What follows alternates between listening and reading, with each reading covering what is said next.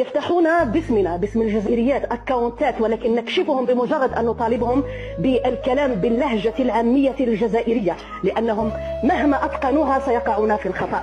هذا الامر واضح وواضح جدا. كيف لمملكه تتاجر بالمخدرات وهو اقتصادها وتتاجر بشرف نسائها أن نتقبلها؟ إذا هو جار السوء بالنسبة للجزائر. عانينا منهم الأمرين عبر التاريخ وعبر الزمن، من المؤامرات، من الخداع. كيف لنا أن ننسى أن كانوا طيارين من المملكة المغربية يقودون طائرات فرنسية ويقصفون الأراضي الجزائرية؟ كيف لنا أن نمرر ذلك بسلام؟ كل مؤامراتكم، كل خداعكم مكشوف بالنسبة لنا حنايا. اليوم لماذا تتباكون على الحدود وتطالبون بفتح الحدود؟ نحن الشعب الجزائري من نطالب بغلق حدودنا وإلى الأبد، لأن ما شفنا منكم إلا السوء، وما شفنا منكم إلا المكر وإلا الخداع.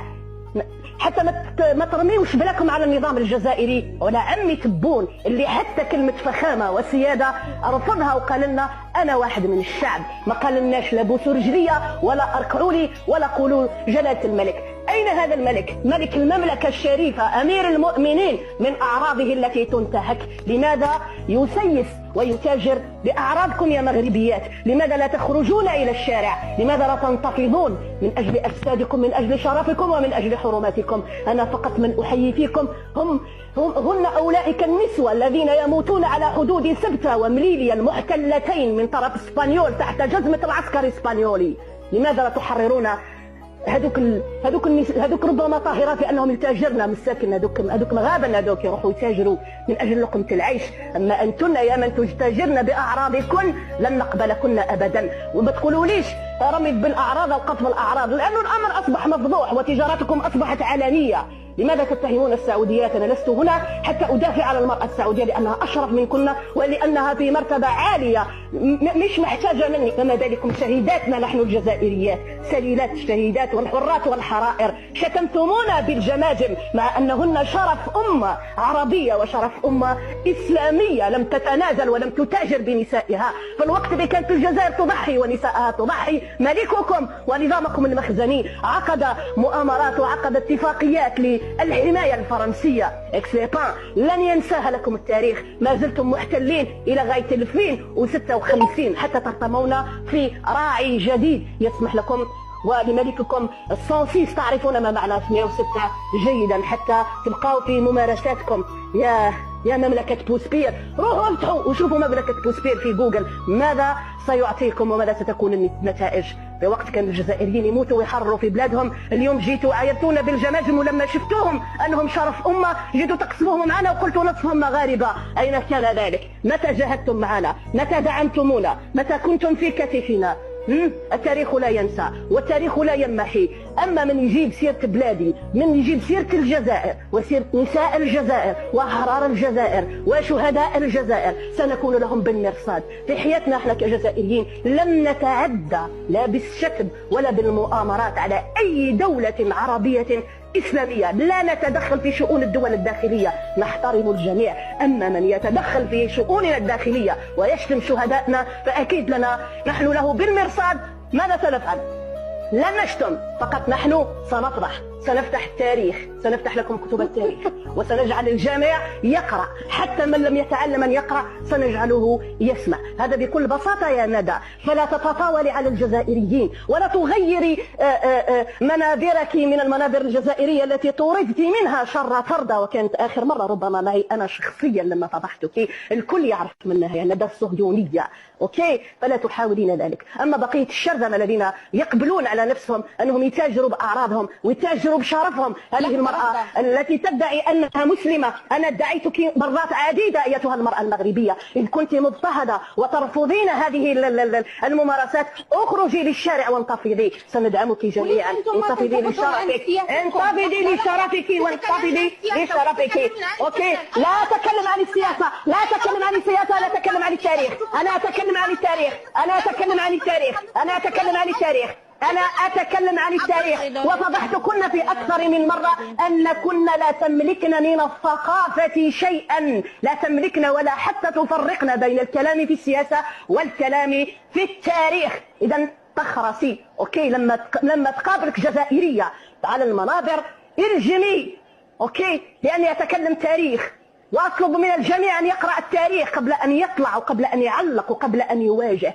اقرأوا التاريخ. من تكون مملكة الزريبة، هذا الجار السوء الذي عانينا منه الامرين ولا نزال. يشوهون كل ما هو جزائري، تراثنا سرقوه، ما خلوا اكل، ما خلوا الحلي، ما خلوا افرشه، ما خلوا حتى شيء. تعرفون لماذا؟ أتعرفون لماذا؟ لان لا تاريخ لهم موثق. هم الان يحاولون نهب وسرقه كل شيء والفرار به مباشره الى اليونسكو. ليس عيب عليكم؟ حتى خيط الروح مؤخرا والله موثق لدى اليونسكو وسرقتوه ما زلتوا تقولوا تاعنا. ما خليتوا حتى حاجه. نهب على جميع الاصعده، نهب على جميع الاصعده. يا ريتكم تستحون، يا ريتكم تستحون. عانينا منكم وبدلتوا القاره، رحتوا للسعوديه حتى تشوهوا بنات الناس، تشوهوا الكريمات العفيفات. بدلتوا القاره يا كنعلة الله عليكم. من اين انتم؟ من خرجتوا توما؟ منين خرجتوا لنا؟ منين خرجتوا لنا يا اساخ الارض؟ عيب عليكم، عيب عليكم. استحوا، احشموا على اعراضكم واحشموا على انفسكم.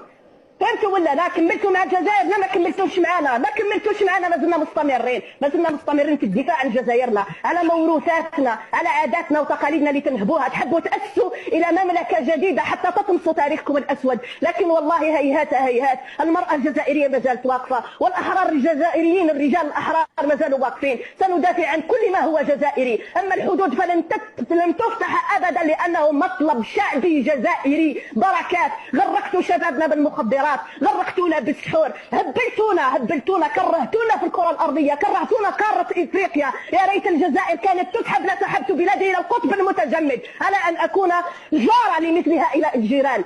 احشموا شويه. تدعون الدين، تقول لك عندي مليون، عندنا مليون حافظين القران. تحفظون القران ولا تعملون به. من يحفظون القران المليون هم من كل عام يبايعون الملك المزيف راكعين ساجدين لغير الله، وتدعون الاسلام. اين انتم من الاسلام؟ كيف لكم أن تشوهوا المرأة السعودية، المرأة العفيفة التي تعتبر بالنسبة لنا كلنا مثال، كما المرأة الجزائرية الشريفة المجاهدة والحرة تعتبر مثال للمرأة العربية والمرأة المسلمة. أنا وشعب عليكم ما عادش تحشموا، تربوا شوية، تربوا والجموا. قلت لكم مليون مرة اختفوا عن المواقع، اختفوا عن المواقع، لأن فضايحكم ستكون بجلاجل وعلى أفواهنا وأيدينا نحن الجزائريات. لن نسمح لكم بذلك. أقسم بمن رفع السماء وبسط الأرض، أقسم بالله وراني صايمة اليوم على ريقي، قسما بالله لن أسكت لكم. سرقت كل شيء، انهبت كل ما هو جزائري، موروث تاريخي، حلي، أذرشة، آكل، لبس. تؤسسون لمملكة، تحاولون طمس تاريخكم الأسود. يا مملكة بوسبير، يا مملكة مراكش، والله لا تعرفون من المغرب إلا اسم المغرب، لأن معظمكم لا يصلي. اليوم حتى دخلتونا بكيان الصوص، هذا الكيان اللي جاي يهدد بلادي مباشرة من الأراضي، اللي تعتبر مسلمة من مسؤول، وتريدون لنا أن نغض البصر. لا خاوة لهم يحزنون. أخي الذي يتآمر علي ليس أخي، أخي الذي يجلب العدو حتى يهددني به ليس أخي. الجزائر دولة كبيرة ودولة عظيمة بشعبها، ولا نخاف لا كيان الصوت ولا حتى تآمر من يتآمرون.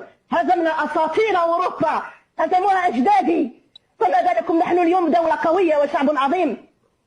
إذا لا أحد يتطاول على الجزائري، وأقسم بربي لو أسمعكم في المنابر لا أطلع وأشرشحكم على العلن وأفتح المستور.